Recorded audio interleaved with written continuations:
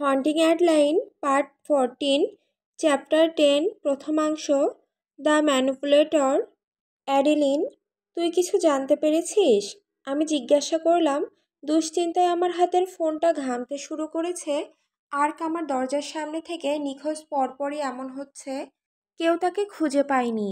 দায়া ফোনের ওপাশ থেকে উত্তর দিল, আমি গত রাতের ঘটনা যখন তাকে বলেছিলাম তখন থেকেই সে নিজে আর্কের নিখোঁজ হওয়ার সম্পর্কে খোঁজখবর নিচ্ছে, কারণ সে কখনোই কিছু সমাধানের জন্য পুলিশের ওপর ভরসা করে থাকে না। কিন্তু দায়ের হাতেও বিশেষ কিছু তথ্য নেই।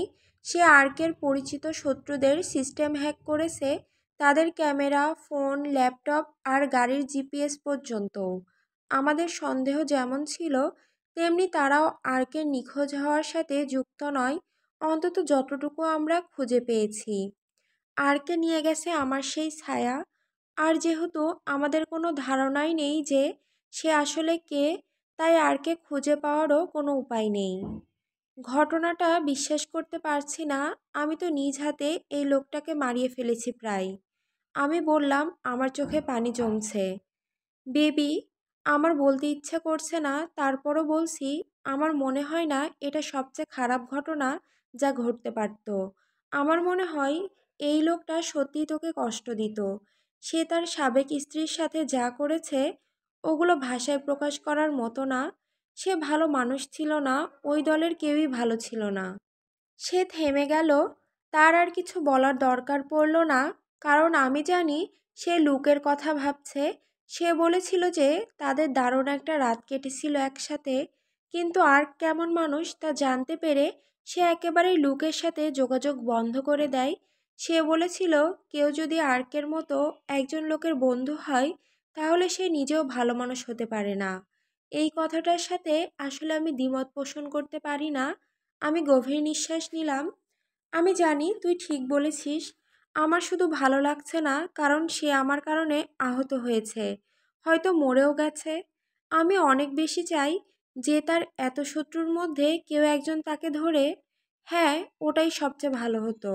সে স্বীকার করলো।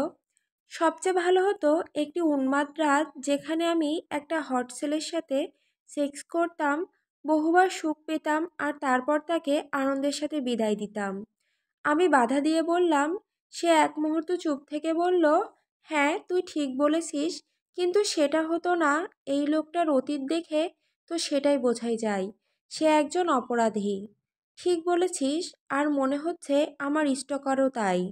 আমি জানি, এ কারণেই আমি তোর জন্য একটা সিকিউরিটি সিস্টেম ঠিক করেছি। তুই আর কোনো স্ট্যাটিস্টিক হতে যাচ্ছিস না, অন্তত যতটা আগে থেকেই হয়েছিস তার চেয়ে বেশি তো নয়ই। যদি তুই মরে যাস আমাকেও তোর পেছনে পেছনে যেতে হবে। আমি আমার শরীরের সাথে বেশ বশীভূত আছি। ঈশ্বর এই জীবনে আমাকে একটা ভালো শরীর দিয়েছেন। আমি তার এই নাটকীয় কথায় চোখ ঘুরিয়ে নিলাম, কারণ সে আসলে ধর্মবিশ্বাসী না। ঠিক আছে, আমাকে বিল পাঠিয়ে দিস। আমি রাজি হলাম। আমার বাড়িতে ক্যামেরা থাকার আইডিয়াটা ভালো লাগলো। এটা আমাকে একটু স্বস্তি বোধ করালো যখন ভাবলাম কেউ লুকিয়ে ঘুরে বেড়াচ্ছে আর সেটা আমি দেখতে পারছি। আমি পরে এসে সেগুলো সেট করে দিয়ে যাব। প্রথম কিছু ক্যামেরা লাগানো হবে এই 1 মাসের মধ্যে, যা আমাকে একটু হলেও নিরাপত্তা বোধ করাবে, যতটা নড়বড়ে অনুভবই হোক না কেন। আমি আরেকটা অধ্যায় শেষ করছি ঠিক তখনই যখন ইউএসপিএস ট্রাকটা এসে থামলো। এই ডাকপিয়নরা সবসময় বেশ ভালো লোক। তারা বেশিক্ষণ এখানে থাকে না আর বেশিরভাগ সময়ই চিন্তিতভাবে চারপাশ দেখে। শেষবার আমি তাকে এটা নিয়ে জিজ্ঞেস করেছিলাম। সে বলেছিল এখানে খারাপ কিছু ঘটেছে, আর গতরাতে যখন একজন লোক আমার দরজার সামনে থেকে নিখোঁজ হয়ে গেছে তখন আমি বলবো এখানে একটা নয়, একাধিক খারাপ ঘটনা ঘটেছে। সে যখন অনেকগুলো বইয়ের বাক্স নামাচ্ছে তখন আমি দরজাটা খুললাম। এইগুলোতে আমাকে সাইন করতে হবে আর পাঠকদের কাছে পাঠাতে হবে। 8টা বড় বাক্স নামানোর পর ডাকপিয়ন হাঁপাচ্ছে, ঘাম গড়িয়ে পড়ছে তার হালকা বাদামি মুখ দিয়ে। ধন্যবাদ পেড্রো, এতগুলো বাক্সের জন্য দুঃখিত। আমি বিব্রতভাবে হাত নেড়ে বললাম। সে একটা হাত তুলে সাড়া দিল, তারপর আবার ট্রাকে উঠে পড়ে দ্রুত চলে গেল। আমি একটা দীর্ঘশ্বাস ফেলে বাক্সগুলোর দিকে আতঙ্কের দৃষ্টিতে তাকিয়ে থাকলাম। এইগুলোর ঘরের ভেতর টেনে নেওয়া চরম ঝামেলা হবে। আমি পা বাড়ালাম, কিন্তু হঠাৎ আমার পা কিছু একটা ভারী জিনিসের কোণায় লেগে গেল। নিচে তাকিয়ে দেখলাম একটা ছোট ঢাকনাওয়ালা কার্ডবোর্ডের বাক্স। এর ওপর কোনো শিপিং লেবেল নেই, যার অর্থ হলো পেড্রো এটা নামায়নি। আমার বুক ধক করে উঠল। একটা প্রচণ্ড উদ্বেগ পেটে গুঁতো মারছে। জানি না কেন, কিন্তু আমার চোখ নিজে থেকেই জঙ্গলের দিকে ছুটে যাচ্ছে, যেন কেউ দাঁড়িয়ে আছে সেখানে। কেউ নেই, অবশ্যই নেই। আমি গভীর শ্বাস টেনে বাক্সটা তুললাম, আর প্রায় ফেলেই দিলাম যখন দেখলাম বাক্সটা যেখানে রাখা ছিল সেখানে রক্তের দাগ। ও ফাক, ফাক ফাক ফাঁকিটি ফাক! ঈশ্বর, দয়া করে এটা যেন এই সুন্দর রবিবার সকালে আমার সাথে না ঘটে।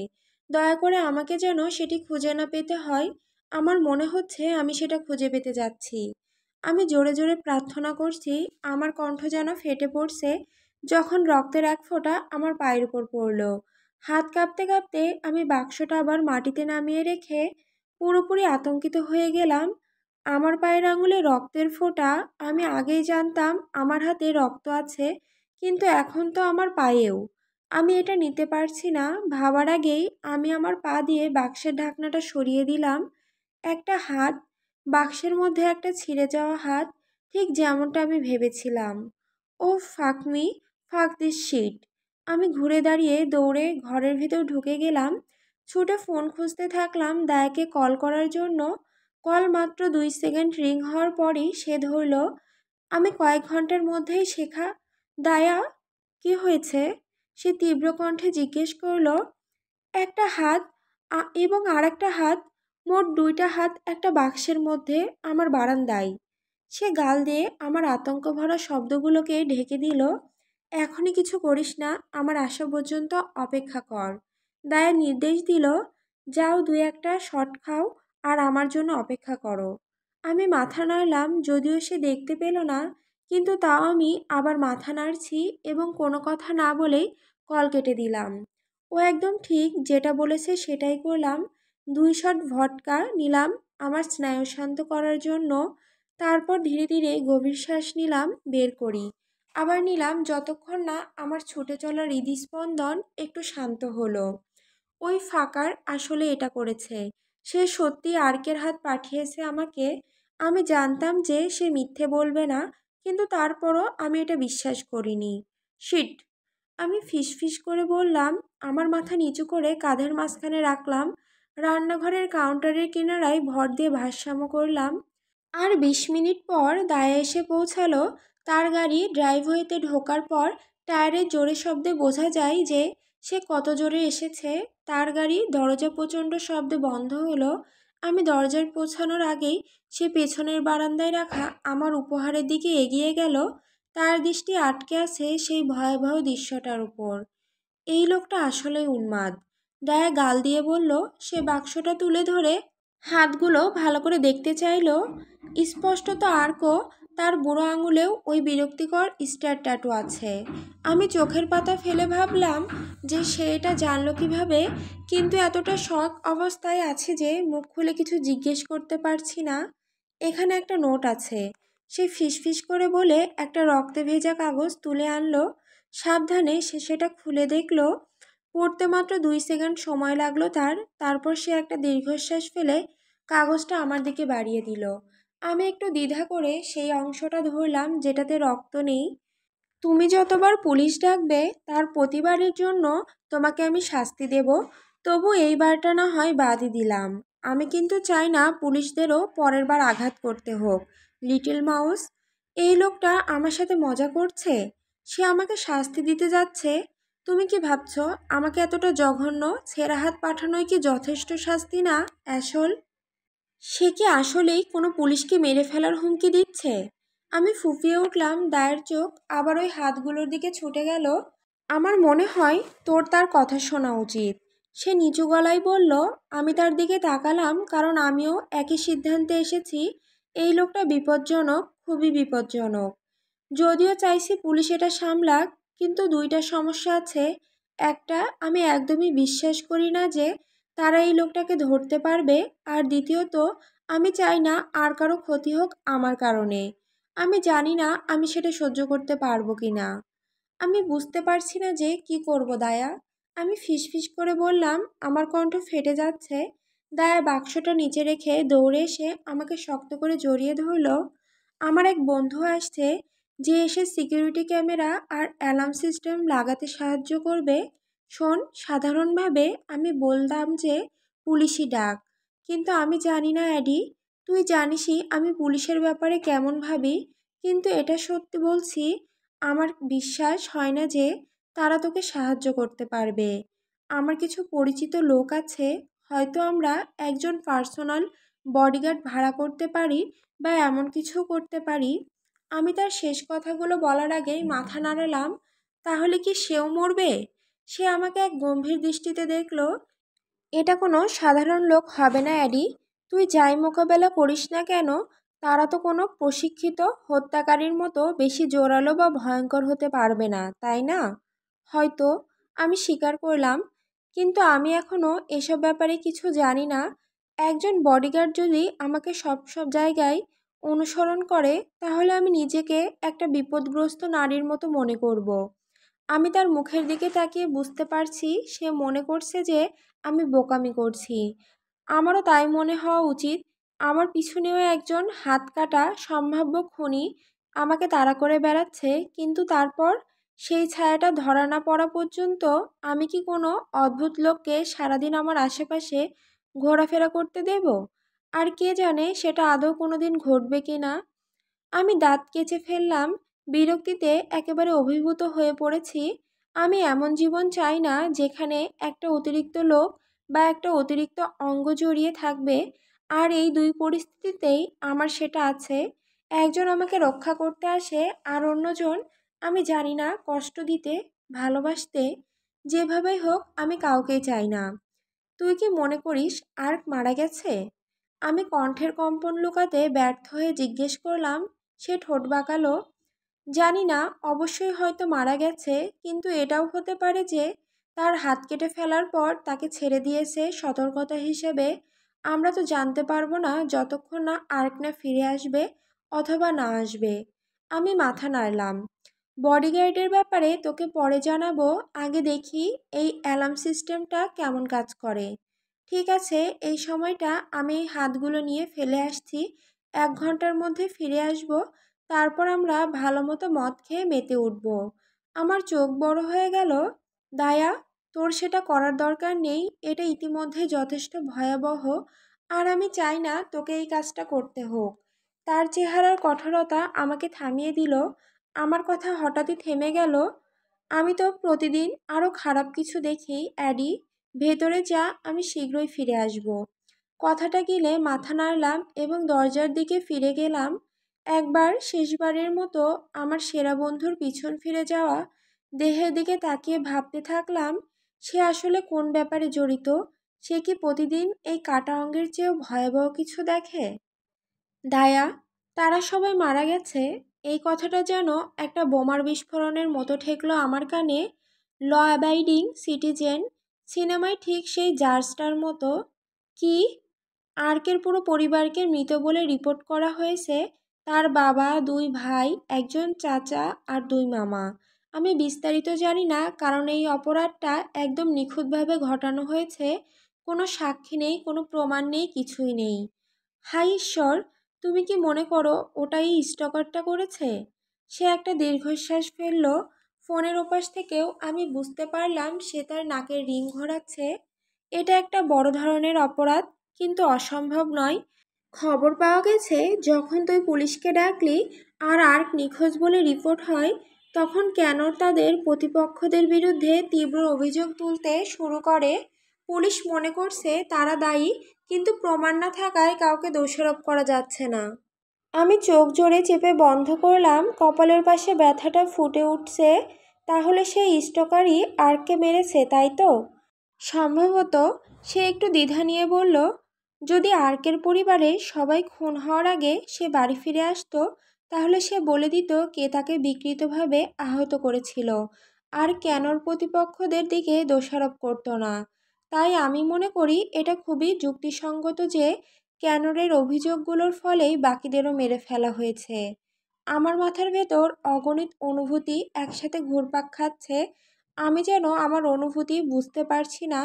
আমি সম্পূর্ণভাবে আতঙ্কিত যে আমার সেই ছায়া কাউকে খুন করেছে, কিন্তু সে একজন খারাপ লোক ছিল। ওটাই তো কোনো গুরুত্ব থাকা উচিত না, তাই না? আর সত্যি বলতে কি, আমি মনে করি আরকে মারার পেছনে তার আসল উদ্দেশ্য ছিল আমাকে ছোঁয়া, ওর অপরাধের কারণে না। সত্যি বলতে কি দায়া, আমি একটু স্বস্তি বোধ করছি। আর্কের পরিবার এখন আর আমার পেছনে আসবে না, আর এটা ভেবেই নিজেকে খুব স্বার্থপর মনে হচ্ছে। তাহলে আমরা দুজনেই স্বার্থপর বিষ, কারণ আমি তো বেজায় খুশি। আমি ওর উচ্ছ্বাসে হাসি চাপাতে না পেরে স্নট করলাম। শোন, তেলাভেরা পরিবারটা খারাপ লোক ছিল। আর কে একমাত্র ছিল না যার অতীত খারাপ। ক্যাননের বিরুদ্ধেও ধর্ষণের অভিযোগ ছিল, আর তাদের বাবা তো সম্ভবত তাদের শিখিয়ে দিয়েছে কিভাবে একজন নারীকে ধর্ষণ আর মারধর করতে হয়, কারণ তার বাবার অপরাধের তালিকা আরও ভয়াবহ। আমি মাথা নাড়লাম, আবারও ভুলে গেলাম যে সে আমার মাথা নাড়ানো দেখতে পাচ্ছে না। তাদের মৃত্যুর জন্য আমার কোনো দুঃখ নেই, আমি ফিসফিস করে বললাম। এরপর আমরা ফোন রেখে দিয়ে দুজনেই কাজ করার জন্য মন দিলাম, কিন্তু আমার মন বারবার ছুটে যাচ্ছে অন্যদিকে। সত্যি বলতে, তেলাভেরা পরিবারটার ভাগ্যে কী ঘটেছে তা শুনে আমি দুঃখিত না, কিন্তু তারপরও মাথার ভেতর কোনো এক কোণায় একটা দুশ্চিন্তা রয়ে গেছে যে আমার ছায়াই এটা ঘটিয়েছে। আর্ক নিখোঁজ হওয়ার পর 1 সপ্তাহ কেটে গেছে, কিন্তু এখনও আমার ছায়ার কোনো খোঁজ নেই। মানে সে হয়তো এখনও লুকিয়ে ঘুরে বেড়াচ্ছে নিজেকে প্রকাশ না করেই। দায়ের বন্ধু এসে আমার নতুন অ্যালার্ম সিস্টেম আর ক্যামেরা বসিয়ে দিয়েছে। আর লজ্জার ব্যাপার হলো, এরপর থেকে আমি কতটা পাগলের মতো সেগুলো চেক করছি। আমার ভেতরে সেই অংশটা এখন আশা করছে, যেহেতু এখন নিরাপত্তা ব্যবস্থা আছে, তাই সে আর ফিরে আসবে না। কিন্তু যতই আমি অনেক বোকার মতো সিদ্ধান্ত নেই না কেন, আমি এতটা বোকা না যে ভাববো যে সে আর এখানে আসবে না। আমি শরীরটা স্ট্রেচ করলাম, পেশিগুলো টন টন করে উঠলে কষ্টে গুনগুন করে উঠলাম। আমার লেখালেখির সময় আমার রান্নাঘরের বার স্টুল এতটুকু সাপোর্ট দিচ্ছে না। আমি এখন একটা নতুন কাল্পনিক উপন্যাস লিখছি, এক মেয়েকে নিয়ে যে গোলামি করা থেকে পালাচ্ছে, আর আমি নিজের জন্য যে নির্দিষ্ট সময় দিয়েছিলাম সেটা দ্রুতই চলে আসছে। ঠিক যখনই আমি আবার টাইপ করা শুরু করব, তখনই ওপর থেকে একটা কর্কর শব্দ ভেসে আসলো। এই শব্দেই আমার হৃদয় যেন বেপরোয়া গতিতে চলা শুরু করলো। আমি থেমে পরবর্তী শব্দের জন্য কান পেতে থাকলাম। কিছু সময় কেটে গেল, কোনো অস্বাভাবিক শব্দ নেই, শুধু ফার্নেস আর জানালার কাছে বৃষ্টি পড়ার হালকা শব্দ হচ্ছে। ঠিক যখনই আমি ভাবতে শুরু করেছি যে আমার মাথায় কোনো গণ্ডগোল করছে, ঠিক তখনই আবার একটা কর্কর শব্দ হলো একদম আমার মাথার উপরের দিক থেকে। আমি নিঃশ্বাস আটকে আস্তে আস্তে স্টুল থেকে উঠলে স্টুলের ধাতব পাগুলো টাইলসের উপর জোরে শব্দ করে উঠল। আমি কুঁকড়ে গেলাম। ওই শব্দটা এত জোরে আর বিরক্তিকর ছিল যে সহ্য করতে কষ্ট হচ্ছিল।